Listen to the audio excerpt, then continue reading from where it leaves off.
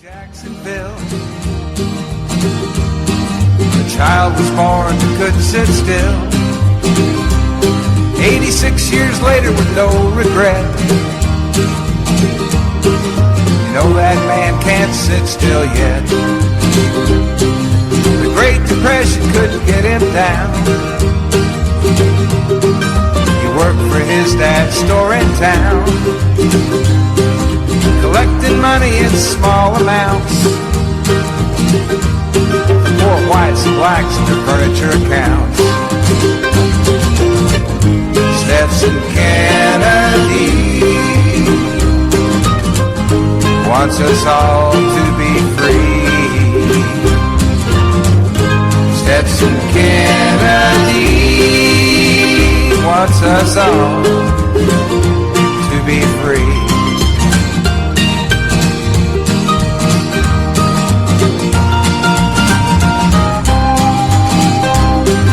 As he'd collect, he'd talk to folks. He'd hear legends, tales, songs, and jokes. Now this fine treasure he'd record and write. He was colorblind, didn't see black and white. Writer's project for the WPA. Zora Neale Hurston, he earned his pay. Crackers and blacks, they talk for hours. It was a barefoot history, this land of flowers. On the 21st of September 2019, the week that was, from WBRN Radio and on the Boston Red Network, Boston Red here in the Jerry Pippin broadcast booth. As we move along here, one more week in the can, so to speak, as we end one week and we'll start a new week. We start our weeks here on Sundays at WBRN Radio and the Boston Red Network. Very interesting week, as we always say. Joe Biden is in the news. Not only Joe Biden is in the news, but DJ Trump and an alleged conversation DJ Trump had with the president of the Ukraine, the former comedian Vladimir, I'll have to look at his name here in a minute, but Zelensky. Anyway, the basic conversation, things leak in Washington very quickly, was that Trump and company were trying to convince him to do an investigation of Joe Biden's son, Hunter Biden. Hunter Biden evidently was involved in some machinations with the Ukrainian government at one time. He was basically a lobbyist type, or whatever else you would call him. Incidentally, there are many, many firms in Washington that are lobbying firms, PR firms, etc., that are in the business of better PR for regimes. And this is one of the situations that Paul Manafort, also DJ Trump's former campaign manager, was called on the carpet about not registering as an agent of a foreign government. That law has crossed many. The general rule is if you are lobbying for a foreign government, of course obviously you are being paid, you have to register as an agent of a foreign government. Now, if you're just advocating, such as many progressive and all progressives for Venezuela, that is not an issue. Progressive people in the U.S. Don't have a direct, for the most part, financial interest in Venezuela. That same thing would go with Cuba, or the Democratic Republic of Korea, known as North Korea. But now if you are in a firm or an individual that is in the business of PR and you receive some enumeration, that is totally a different situation. But our question here, and with our Ouija board model, where does this put Joe Biden? Well, obviously it gave some free press to Joe Biden, who is campaigning in Iowa, a very important place to campaign this weekend, along with others. I noticed it was kind of interesting. Liz Warren is going to visit the striking GM workers. And so is Bernie Sanders. He'll be there on Wednesday. Roughly about 50,000 GM workers are on strike. And there are many issues there, including temporary workers who have draconian working conditions. More than 2 absences, I believe it's 2 absences from work, will terminate your contract with GM. And that is also if a worker is sick, etc., that could be as an absentee. That's sort of the equivalent of taking a role at a university in 2019. Strictly backward type of situation going on there. We'll see on the Sunday talk shows as we quarterback it for the Monday morning quarterback what is happening. Now, I don't know if we'll have excerpts from them or not. Sometimes we do use different shows, but usually we use Face the Nation from CBS, depending on whom they have in a political panel being there. In this presentation, we'll deal with Uncle Carl Rove. He's writing, as usual, in the Wall Street Journal and the other place he can write, I assume. He's headquartered over on Fox News. He appears there. And we'll talk about that because it's a very timely article in what is actually occurring here and how the other candidates respond to Trump. The Democrats on the Judiciary Committee have not went to court yet to force old DJ Trump to disclose what is going on. Vice President Biden has just basically said DJ Trump should release the transcript. I don't know if there's any so-called national security issues in it or not. Of course, that would be redacted. Trump has resisted doing it. Now, this brings about this whole foreign policy situation as being amateurish, as being destabilizing.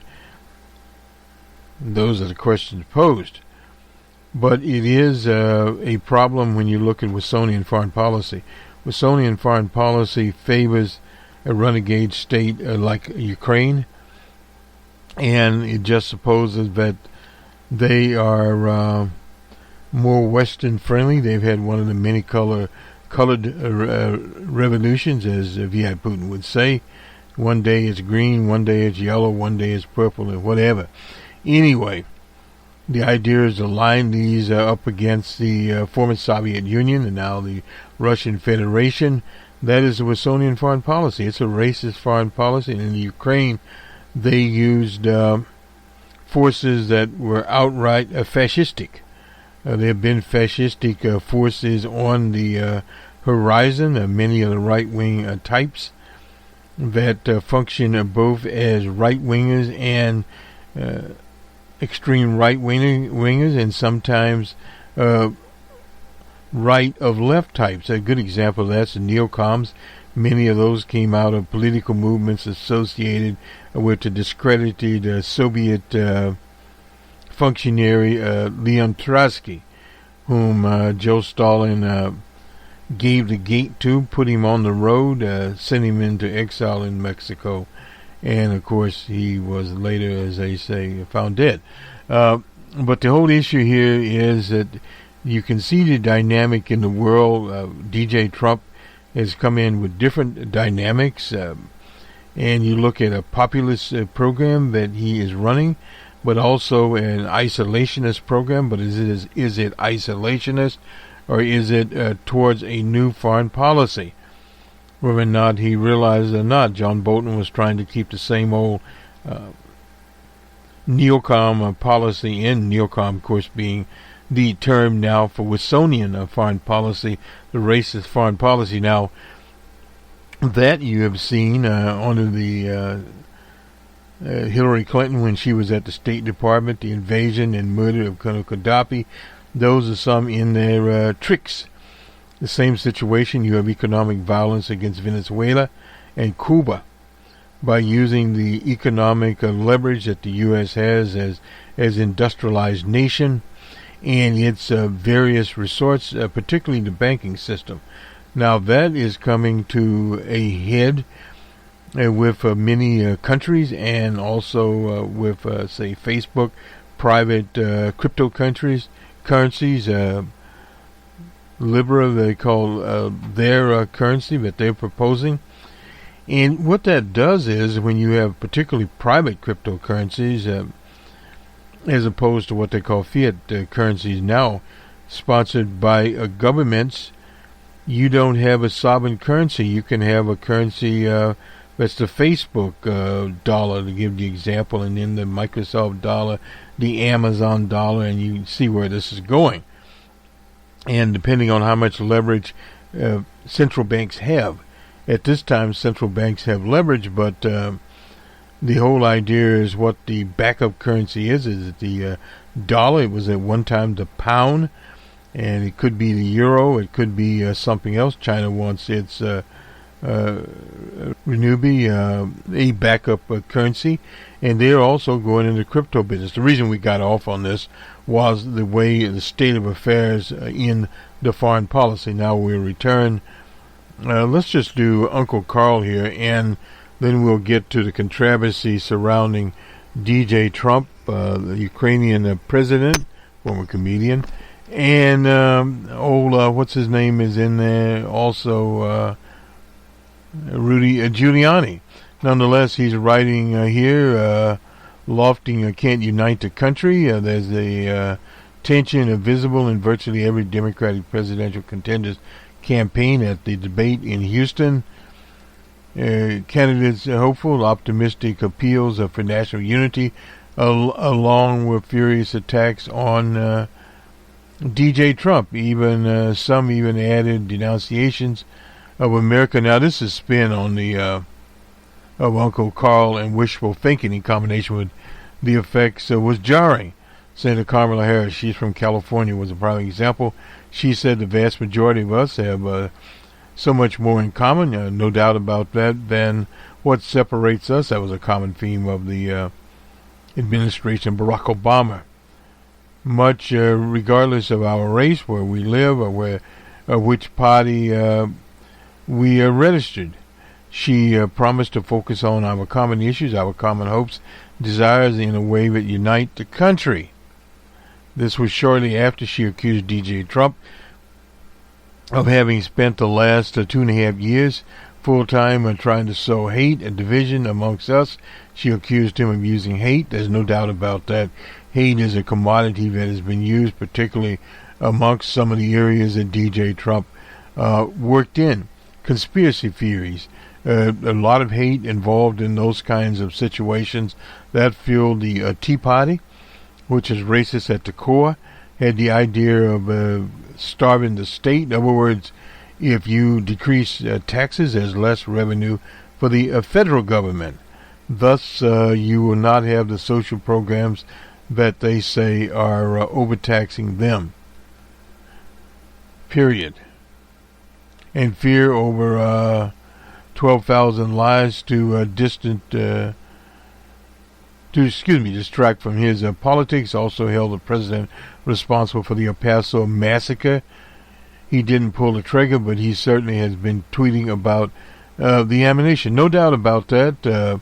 DJ Trump supports the NRA's position. Now, the NRA has been out here busily lying to people, saying that all you need basically is a gun to be safe. That the nation is safe, gun owners can make it safe, police can make you safe, which is an absolute lie. In Schaumburg, Illinois, we had some character had a car at a mall and didn't hurt anyone, and they don't know if he had a medical emergency or what. But we go from El Paso to Ohio and onwards. Now, he also tries to defame Beto O'Rourke, calls him former Texas representative and skateboarder. So what? Often a similar mixture of aspirational rhetoric and vicious personal attacks. This is all what Robe is doing. We call this, incidentally, in political consulting, a basic reflection here. He first complained about the bitterness, the pettiness. Well, this is all about pettiness, smallness, of the moment in which Americans find themselves saying we have to be bigger. Well, that the late great Jerry Pippin talked about that, the politics of Lyndon Johnson, inclusion, and big ideas. What DJ Trump and his lot has very small, petty, and hateful ideas. That's when you tend to have your situation around hate in these groups. And you can do that by the birthers. The idea that President Barack Obama was illegitimate, born in a different country. And when that didn't work, they went to his transcript. When that didn't work, they dropped it. And the same goes back to the Central Park Five. That was another DJ Trump campaign that ended up in disaster. The men were acquitted. They were let out of prison for the whole world to find out. And before that, he was bashing Japan. Now one of the so-called strategic partners. That was a long time ago. But when you're continuously on these types of conspiratorial situations, you tend to add to fuel the flame. And this has been the stock and trade of Karl Rove back with his people and the Willie Horton ads. This whole idea with Reagan and the welfare queens, it was totally false. It was outrageous. But this is what you do when you sow hate. And then to add insult to injury, in many of these groups on YouTube, they were asking the question, what did President Obama do for African people? Well, the first answer to that is that he saved African people and the American people from the Depression of 2009, which would have wiped out, adversely affect more people when those banks fell. We had these conspiracy theorists saying, well, G.W. Bush's bailout was not necessary. Well, if it not had happened, these banks would have collapsed, the bigger banks and the little banks, and they'd have been singing a tune of the dominoes go down. And where it would have ended is that in the UK, more and more of these banking organizations, the UK has a procedure placed under nationalization. So that would have been it. And there's a new laws now effectively would take care of a firm that is out of control, and it's more or less under receivership where they could deal with some of these types of firms, which is part of the capitalist system. So this is where we run from it, and we go on. Then he describes how dangerous DJ Trump is and blamed him for El Paso, saying that the shooter was inspired to kill by the president. He then went on further, declaring that we have a white supremacist in the White House who poses a mortal threat to people of color all across the country. This is supposed to be the biggest, a bigger and rising above bitterness and pettiness. Well, this is not pettiness. Ideas that white supremacists occupy positions as Miller does in the White House is a fact. It's not a little idea, it's a big idea, and it becomes much, much more clear. Now, Uncle Carl goes on to say to Booker, recalling a mentor who challenged him to realize that if you are stubborn and defiant and you can put forward a vision that can unite people, then we can make transformative changes. And of course, Booker also called Trump a racist. Well, a racist with DJ Trump is subjective, and it can be objective if you add in various racist acts that DJ Trump is behind. He said America suffers from systematic racism. There's no doubt about that. That's eroding the nation. It's difficult to unite a country while also accusing it of being led and dominated by white or European bigots. Well, there's no doubt about that. The bigots are out there. And then he goes on to Buttigieg, who crossed his campaign streams. He proclaimed that we need to rise to some of the great challenges we've ever seen, recalling the 9/11 moment. We came together, but rather than merely attacking Trump, Buttigieg went on after Barack Obama, saying Democrats and Republicans alike voted to build a wall that has produced thousands of deaths, and we're responsible for deporting people, hundreds of thousands, just in the Obama administration alone. Well, there's no doubt President Obama's administration deported people. And so has DJ Trump. Now, this is what we call a flippable, where he's flipping from DJ Trump's actions right now, which are Gratonian, anti-human, etc., to what Barack Obama did when Barack Obama is no longer in the White House. Elizabeth Warren struck an uplifting note. I know what is broken. I know how to fix it, and I'm going to lead the fight to get it done. But while she shunned assaulting DJ Trump, she targeted a corrupt political system with no doubt run by the rich and powerful. President Carter called this an oligarchic type of situation that left the drug companies or insurance companies or fossil fuel industries determining what happens in Washington. So it's either her or the forces of darkness. The grumpy Vermonter, he's talking about Bernie, dispensed with the positive vision altogether and focused on painting a relentless, grim picture of America, calling Trump the most dangerous president in history up till this date, and bashing the U.S. as oligarchic. We just talked about that form of society where a handful of billionaires. He's thinking of the Koch brothers. Of course, the Kochs now minus one brother in the economic and political life. So this is where we see this going on. Let's go to the whistleblower situation here. That DJ Trump pressed the Ukrainian leader to investigate Hunter. This is in the Washington Post by various people, Greg Miller here, etc. Trump pressed the leader of Ukraine to investigate the son of Joe Biden. Trump used the July 25th conversation with Vladimir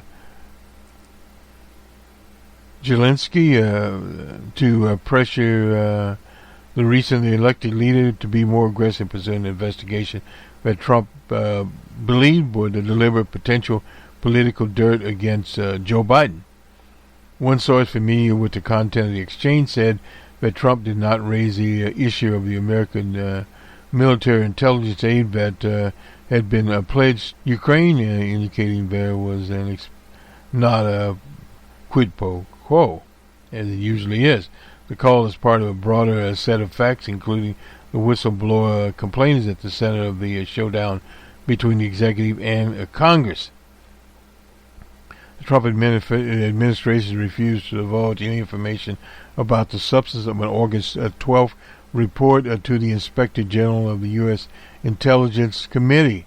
Revelations that Trump pushed Zelensky to pursue the Biden probe was first reported by none other of the stellar business publication, the Wall Street Journal. Represents the most detailed account so far of contact that prompted the intelligence officer. The counsel, Pat Copoloni, has been engaged in the matter since shortly after the whistle action appeared. I didn't know he was even there. Cipollone involved reveals a more direct White House role in the dispute than previously reported. Now, the Defense Intelligence McGuire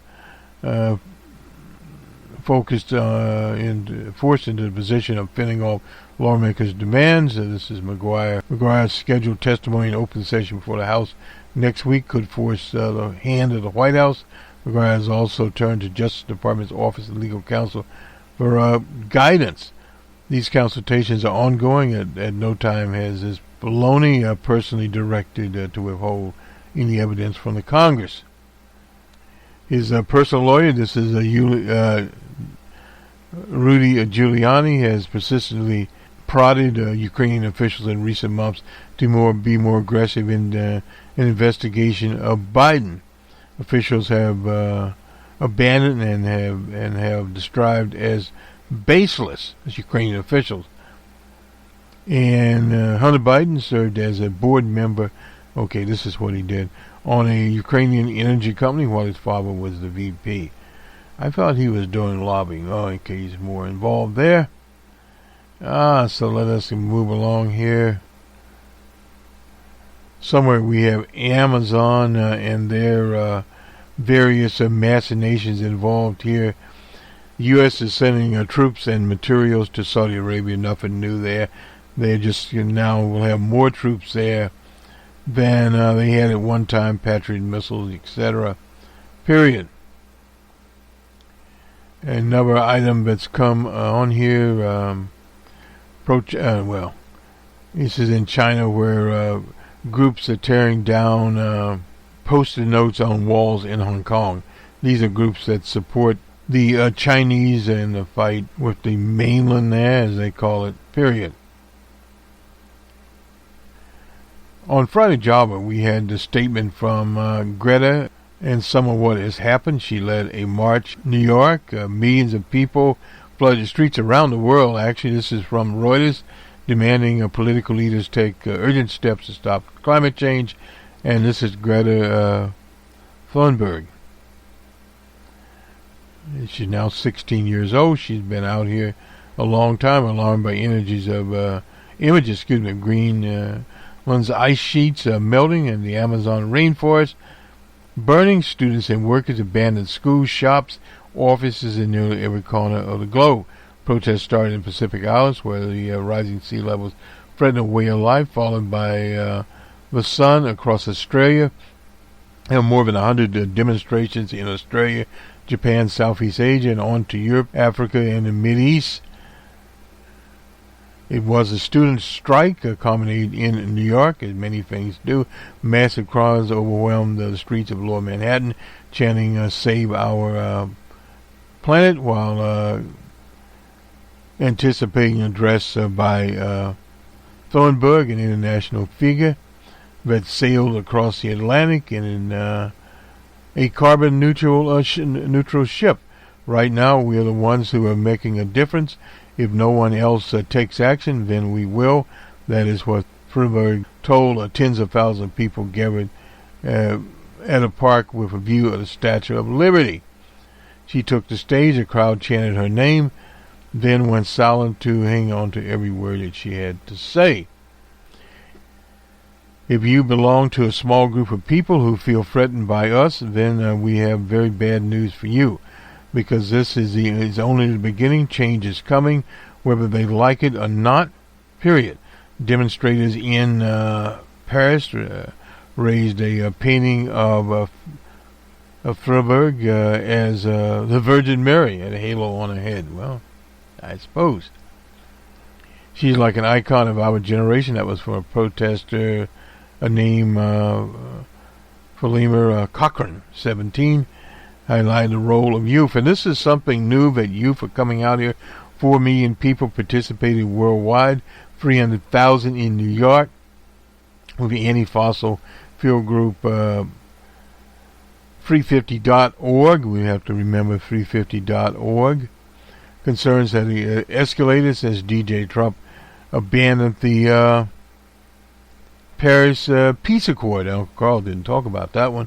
Trump and his running buddy there, Bolsonaro, the fascist in Brazil, among the world's only national leaders who publicly question climate change. That's on the Science is Science. Now, again, in some of these YouTube groups, such as the Flat Earthers, etc., they deny climate change. This is very deliberate. These people are placed there. They're agents of the far right. There's no doubt about that. With all kinds of conspiracies about dark states, globalists, a bunch of manure. Thousands gathered across Brazil to take aim at Bolsonaro and allowing destruction of the rainforest to clear space for soybeans and cattle ranching.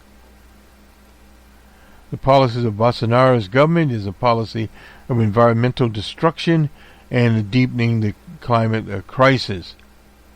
That is from Marcela Miranda, an organizer for Youth for Climate's affiliate in Brasilia.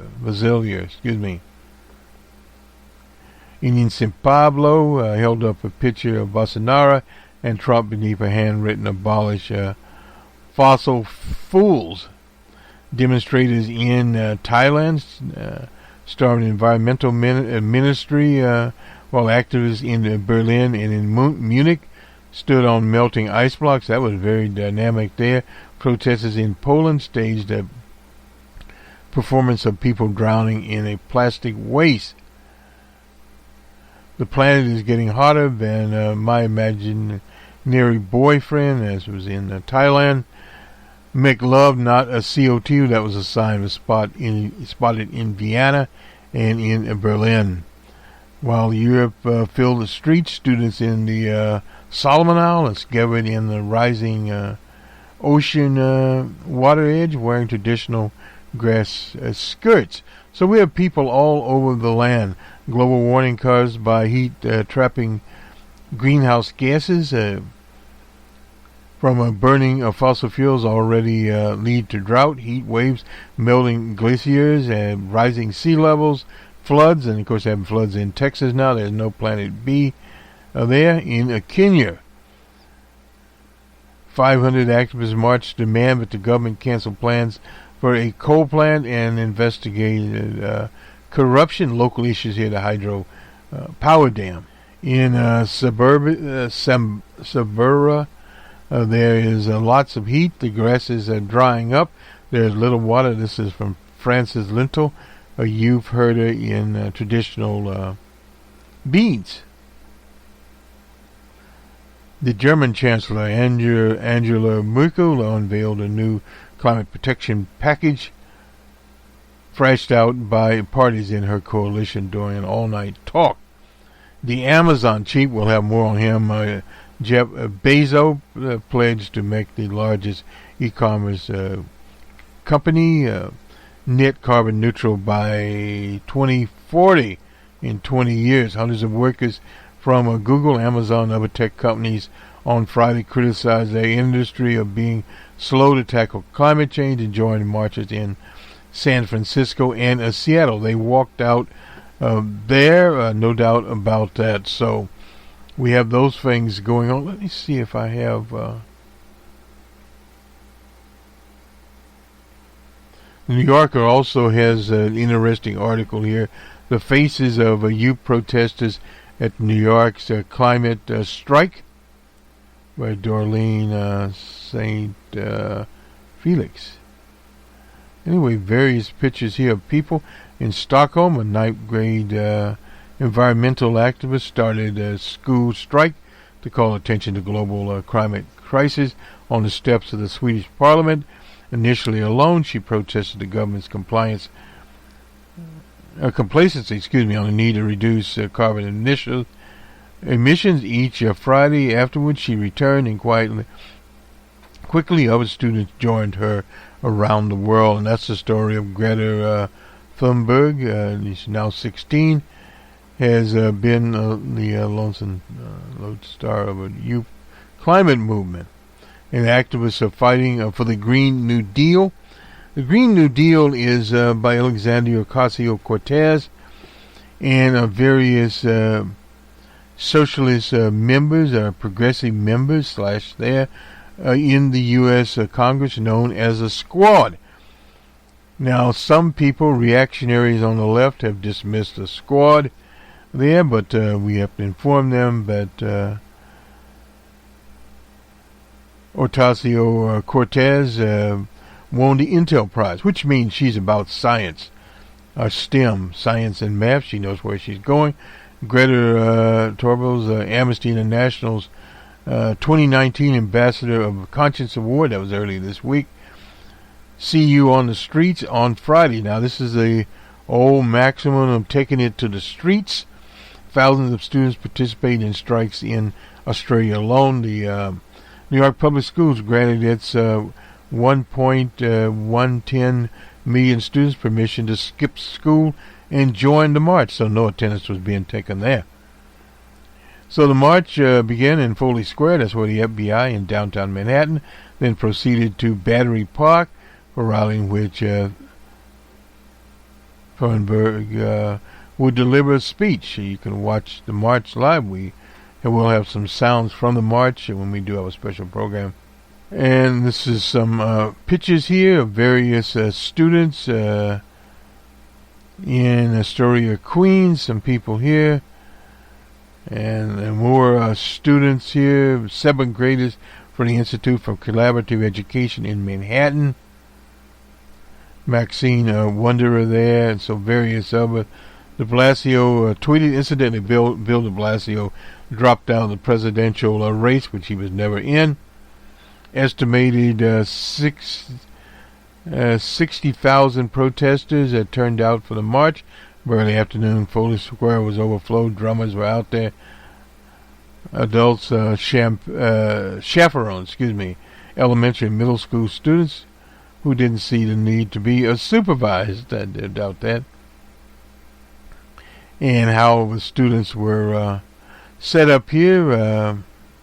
Various students here, according to Bill de Blasio. 60,000 is probably more like 100,000. They always underrate these stories. But this is by St. Felix, a staff writer here at the New Yorker. So this is covering all around. Now let me go back here and see if some of the international stories here. The blackface caper there in Canada with Justin Trudeau. Many people feel that he has presented a credible excuse for his black-brown faces. Part of Canada, no doubt about that. A lot of racism in Canada. We did a story on, I believe we did, on hockey in Canada, and African Americans are there in Canada. Long fight in Canada. But you have that usually business as usual, things that are behind the scene and out front. Those things need to be flushed out. We're getting a flushing out of them. So let me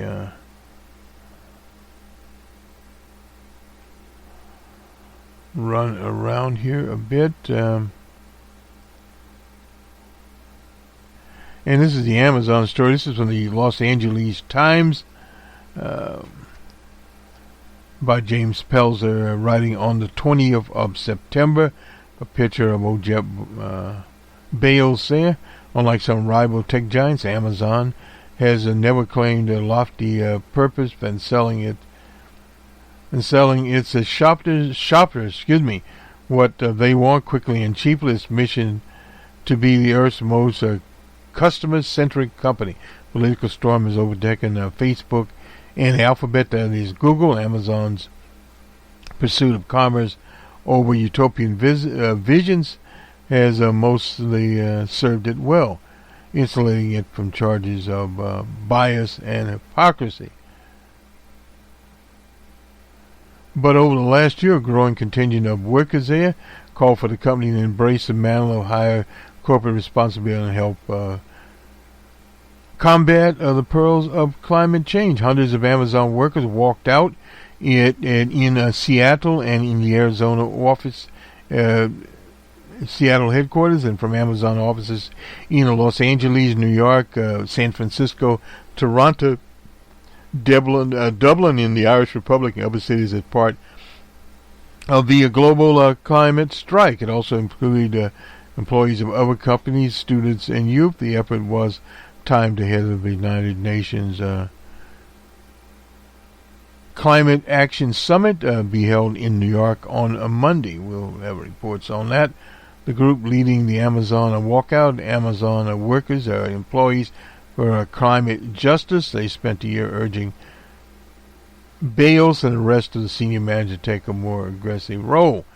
The protests appeared to pay off on Thursday when Bales announced he would significantly step up efforts to reduce dependency on fossil fuels. Under the new climate pledge, is committed to a goal of reducing net zero carbon emissions by 2040, a decade earlier than called for by the United Nations Paris Agreement. As part of the initiative, Amazon will be using 100% renewable energy nationwide by company-wide by 2030, a goal the employment group is seeking. They will order 100,000 electric-powered delivery trucks from the Maker Ravinian, I suppose is how you pronounce that, as part of the effort. Bezos, Amazon earlier made an investment of $440 million in Ravinian, I suppose Rivian company, so they're buying for themselves. We are done being in the middle of the herd on this issue. We decided to use our size and skill to make a difference, is what Bezos said in a statement, adding Amazon is pushing for other companies to join the pledge. The employees of workers groups responded on Twitter saying that Amazon's pledge was a huge win for the workers, but we know it's not enough. The group said the Paris Agreement by itself won't get us in a livable world. Tomorrow we'll be in the streets, and they were in the streets there. Somebody named Acosta, an Amazon user experience designer, joined the walkout in Seattle and brought her 3 children along. Their generation is the one that is most impacted by the damage that our generation has done. She's 50 years old. She's worked for Amazon for 15 years to help design shopping sites and launch Amazon Go. We don't hear much about Amazon Go there, but Amazon's slowness in switching to renewable energies has been one focus of its climate critics.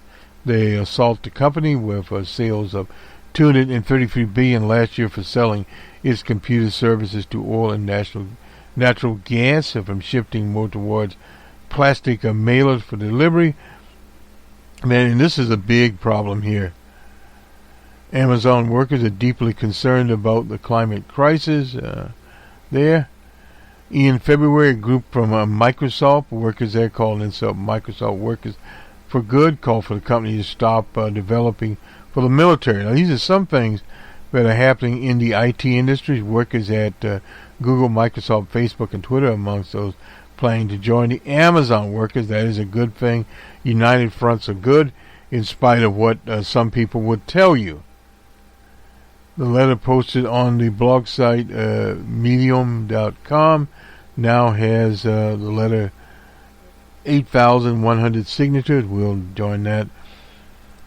That's only about, these are 1% of Microsoft's 653,300 full and part-time workers. Some analysts expect that their activism would get the attention of Bezos, the world's richest person, and a net worth, you imagine this, of $113 billion. That's according to Forbes. It puts a lot of pressure on them to respond, and the Washington Post, which we used. So does the fact that Bezos was among the signatories on the statement by the Business Roundtable last month, in which nearly 200 major companies pledged to consider the interests of their workers, customers, suppliers, and community, and inclusive there with those of their stockholders. It used to be old Milton Friedman would talk about the stockholders only. Well, it's still the stockholders, but anyway. The Business Roundtable statement by cutting... She said, Bezos, before he announced the new climate goal, number 9, Bezos arguably contrived the spirit of the Business Roundtable statement by cutting health benefits for part-time workers at Whole Foods. So all is not rosy there, transforming America's retail landscape. Amazon now accounts for 37.7% of all retail sales in the U.S. That's according to an organization called eMarketer. Most successful e-commerce and cloud computing made it one of the world's richest companies with a stock value of $901 billion. It's a lot of money.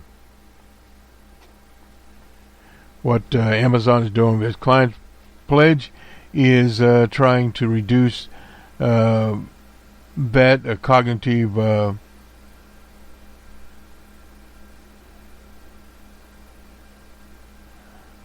dissonance in consumers' mind. That is from Marquez here. I am also sure they are feeling the responsibility, stepping up to the plate and making change, especially because their workers are stepping up and saying, we want more from you. Yeah, let's see. In a bid to reduce waste and its own handling, Amazon imposed a surcharge on merchants that exceed certain limits on a packaging. There's such things as not using the peanuts that are made from plastic and using recyclable paper. Amazon ships, this is mind-boggling, 110 billion items to consumers around the world each year using fossil-burning planes, trucks, and other vehicles. The company also has hundreds of distribution fulfillment centers, including several in Southern California. Amazon, for the first time, disclosed the scale of its carbon footprint. 44.4 million tons of carbon dioxide equivalent in 2018.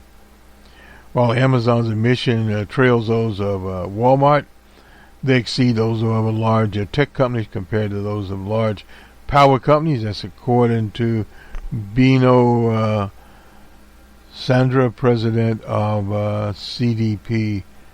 That's the Carbon Disclosure Products, that's formerly of, they changed to an acronym, has built, this is Amazon, solar plants, wind farms to shift away to non-fossil energy. Its long-term goal is to power our global infrastructure using 100% renewable energy. Well, yes and no. Greenpeace asserted that Amazon's operation in Virginia were breaking Amazon's commitment to power the service with 100% renewable.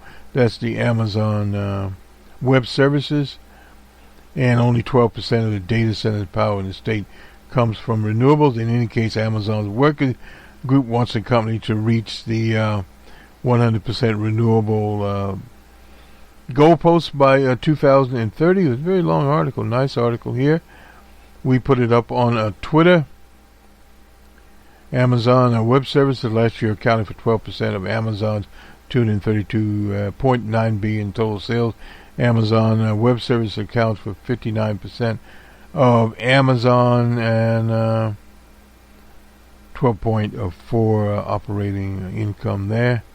Bezos, during an appearance before the National Press Club on Wednesday, that Amazon will continue to sell its services to oil and gas companies. I bet. Amazon's marriage of supply chain mastery and advanced technology prowess makes it an ideal company to lead the way towards climate change. That's from Jennifer Walkie, an intern faculty director at Impact Anderson. That's a unit of UCLA's Anderson School of Management, and also on the finance committee of Kamala Harris. This is by Richard Reed, one of the people in Seattle that contributed that very, very long article here from the Los Angeles Times. They did a very good job of presenting bales, and we're happy to present some news from the West Coast here. Anyway, that is the West Coast. Let's now go and do the sport, starting with ESPN. I want to get the rugby scores. Incidentally, rugby is being played in Japan, of all places that they are playing rugby. Anyway, I'm just looking here. This is ESPN. NCAA set to notify Kansas of violations. And Mr. Alfonso has now 50 dingers. Now 2 away from the Aaron Judge, I suppose. Anyway, Antonio Brown is given the gate by the Patriots. And UCLA 30-23 over Utah. That's one of college football's scores there. The old Alfonso there hitting his Pete Alfonso, 50th home run there. Atlanta team has clinched their division. And some of the scores here we'll go ahead and give them. The Phillies and Cleveland, in Cleveland 5-2. Cleveland National 6-4 over the Marlins. The Pirates were beaten, and were really beaten, by the Brewers 10-1.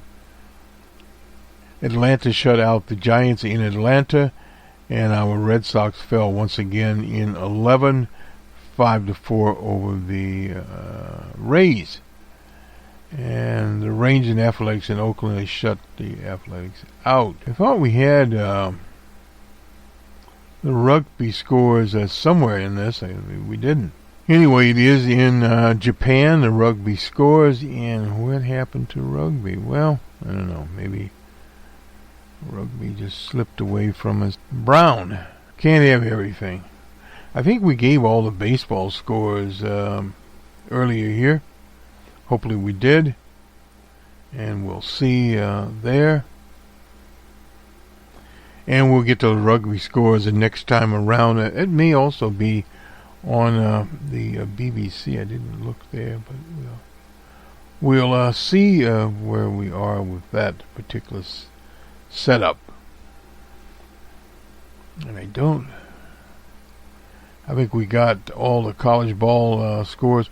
Oh, we didn't. I'm sorry about that. Our poor Cubbies fell to the Cardinals in Wrigley Field 2-1. The Yadier Molina had 3 of the of St. Louis 4 hits, included 2 singles there, 2-1 there. The Cubbies are going in the other direction. They probably will not be in anything. Cleveland beat Philly, remain second in the wild card race. That's in the American League.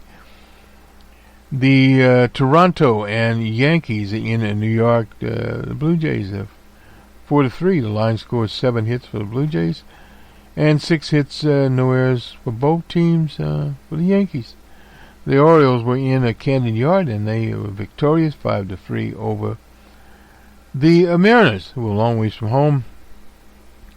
The Rays beat the Sox, as we said. Unfortunately, the Red Sox were mathematically eliminated from the pennant race in the late innings, no doubt about that. The line score here, the Rays had 8 hits, no errors, and the Sox 7 hits and no errors. The White Sox beat the hapless Tigers in Detroit 10-1. The Mets 8-1 over the Reds. That's where Pete Alonso hit his 50th Major League leading home run. Jason DeGrom pitched shutout ball there anyway. Nationals and Marlins, it was Nationals 6-4. And Atlanta, the Giants were there. Giants had 4 hits. Atlanta had 7 hits and 1 error. The Astros keep on going there. Carlos Carrera hit a 2-run homer there. And Jose Altuve and Alex Bregman also connected there. Anyway, 6 runs for Houston, 10 hits, no errors. And the Angels, 4 runs and 8 hits. Not enough. The Brewers 10-1, actually. I guess that was the earliest score there with the Pirates. Pirates 6 hits and 1 error, and the Brewers 10 hits and 2. 6 scoreless endings. So that Trent, a bases loaded triple. Anyway. And from Minnesota, the Twins 4-3 over the Royals.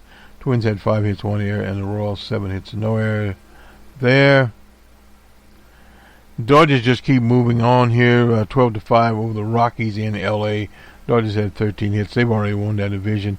And the Rockies actually had 10 hits and 1 error there. The Athletics keep on winning. They shut out the Rangers. And rather the Rangers maintain a 2-game wildcard lead. That is the Athletics in the West. And the D-backs 9. The Padres nothing. And that is basically that. And I don't think we have anything here on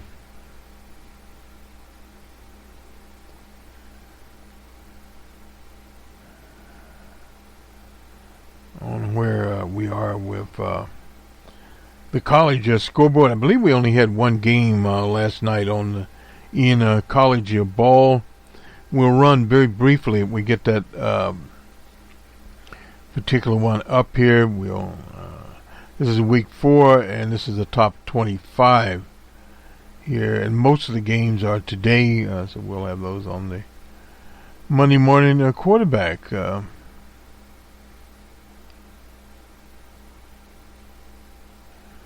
At noon, what we have: Southern Mississippi, number 2 Alabama, LSU, Vandy, Tennessee and Florida at 12 Eastern, Michigan and Wisconsin at 11 and 13. Be a big game in that conference. California and Ole Miss, I'm not sure there. Miami of Ohio and Ohio State should be big there. Auburn and Texas A&M. And what at 3:30 Eastern, UCF in Pittsburgh. University of Washington, BYU, that's an afternoon game. SMU, TCU. The Oregon Ducks, I like the sound of that one. That'll be at 7 p.m. And Stanford, Old Dominion, Virginia, Charlotte, and number 1 Clemson. Oklahoma State and Texas, big game they played, wherever it's played. It's in Austin, Texas. Okay. And in Notre Dame, Georgia, and Georgia number 3. Colorado, Arizona State, UCLA, Washington State. And on Friday, we gave the score there. One other game, Boise State 30-19 over Air Force, and that is ends college ball, and it will end us. We'll, I think, have some special programming on the climate strike. We're not sure. It'll probably be Greta Thunberg's testimony before the Congress there, and maybe a few sights and sounds. We still have somewhere Robert Mugabe's special. We'll get to that one. And we were doing something on the homeless. We'll get around to that sooner or later as we get around to most things. Nonetheless, this weekend we have an open source report that's part of WBRN's Boston Red lineup, the tech part of it. And we also have Numbers Man, that's our macroeconomics program on these channels. And you can get the RSS feed or go to bostonred.org. We're constantly updating that site. Have a good weekend, everyone. We'll talk to you on the Monday Morning Quarterback. Good day.